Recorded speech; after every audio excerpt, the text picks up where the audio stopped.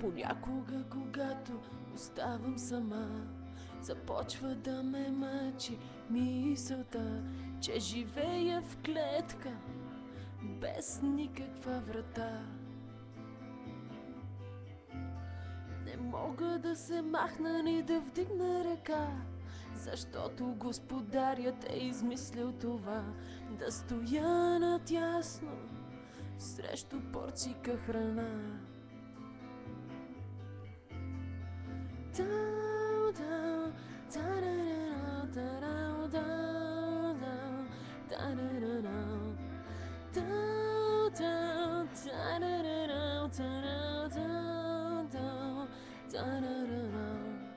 Друг път превъртяло от ужасен сън, ставам от леглото и поглеждам навън, да видя там ли си е всичко в комплекта както си стои.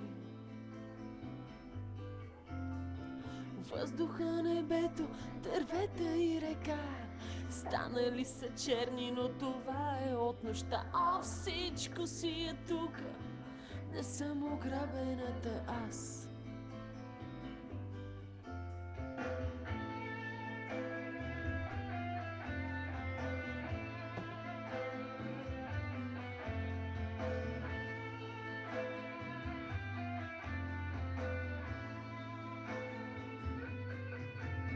Смахнати сме всички, а другите ги няма. Останали са малко и копаят пак.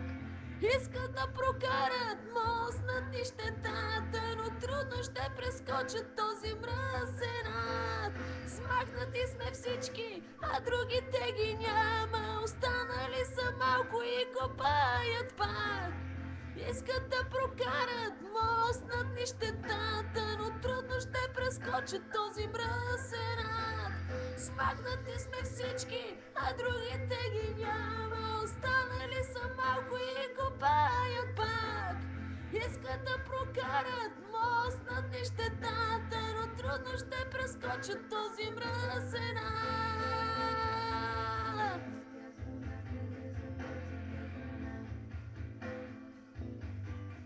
Защо трябва да стоим натясно някъде за порцийка храна?